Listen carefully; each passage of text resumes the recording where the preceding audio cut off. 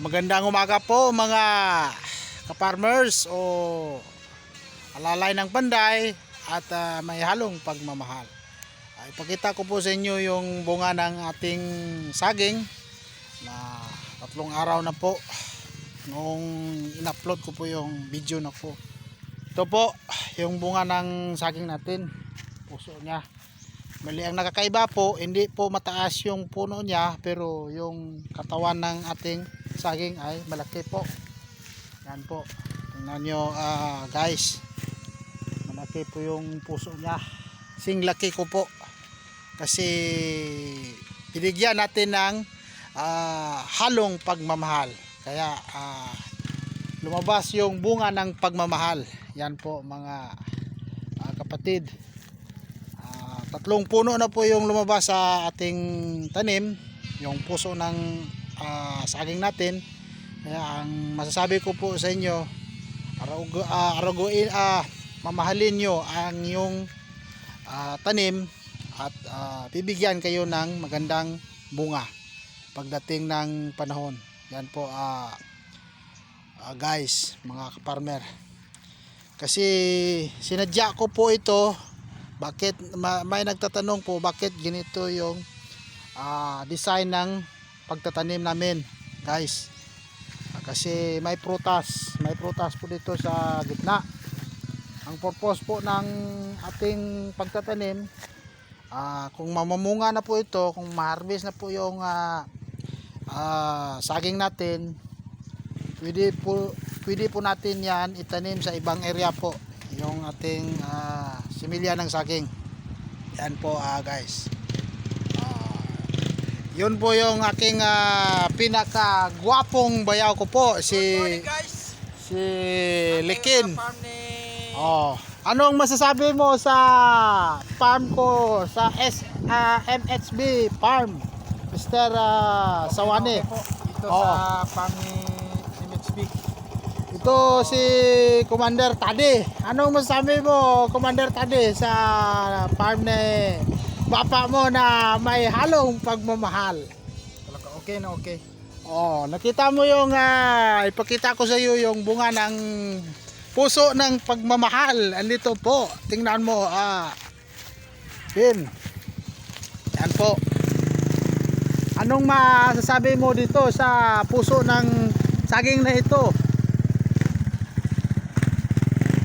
Tingnan mo po guys.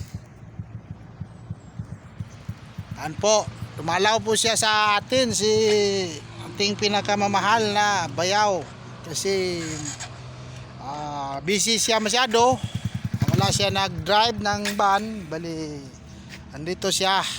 Dinalaw niya ako kasi mingaw doon sa kanila, sabi pa nga niya. Ganun po guys, mga ka-farmers. Meron na po isa dito, yung kasama natin na si Mr. Diamond, kasi dumalaw din dito sa akin kasi gusto niya makita yung ating tanim. Kaya mga kapatid kong Bangsamoro, mga ka-farmers, hindi naalisan ng mga bisita po dito yung ating area na ito. Ito po si Haji Morsib alias Diamond, dumalaw po sa area ko. Anong masasabi mo? Mga guys, nandito ako ngayon sa farm ni MHB farm na may halong pagmamahal. May halong pagmamahal. Hello guys sa inyo. Anong masasabi mo? YouTube guys. Anong masasabi mo sa tanim ko ito na lumabas na yung bunga ng pagmamahal? Ipakita ko sa iyo. Halika dito. Tingnan mo Mr. Diamond.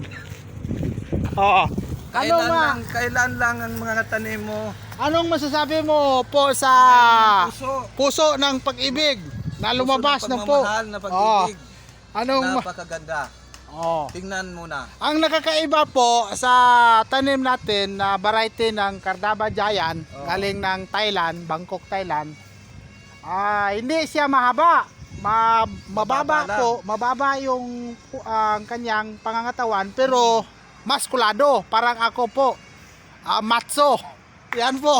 Yan po mga Matsong kapatid. matso. Oh, matsong matso. Matsong guwapito. Oh, ganyan po. Kaya Napakaganda. Tignan nyo naman. oh, Hindi pa umabot ng isang taon hindi ito. pa humigit 10 months old Oo. po yung May puso na. May Oo. puso ng pagmamahal. bumigay na ng puso ng pagmamahal. Yan po. Mga kapatid kong kaparmers. Oh, may halong pagmamahal yan po. Tignan nyo naman. Oh. Kaya, Ilang buwan po ngayon, ma-harvest na po natin yung ating produkto. Kasi, ito siya. oh, yan yung nakakaiba. Napakaganda. Malaking puno. Magandang tindig niya. May puso na rin. Oh, So, magbilang ka lang ng ilang 105 days. 105 days. Oh, 3 buwan kalahati. Bunga na siya.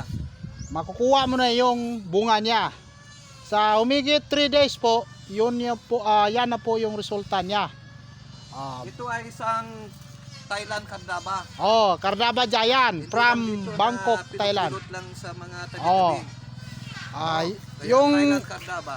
yung mga kapatid natin na gustong magtanim, maghintay kayo kasi kapag ito ay bubunga na lahat na pwede kayo pumunta sa MHB Farm na Halong pagmamahal. may halong pagmamahal na makakuha kayo ng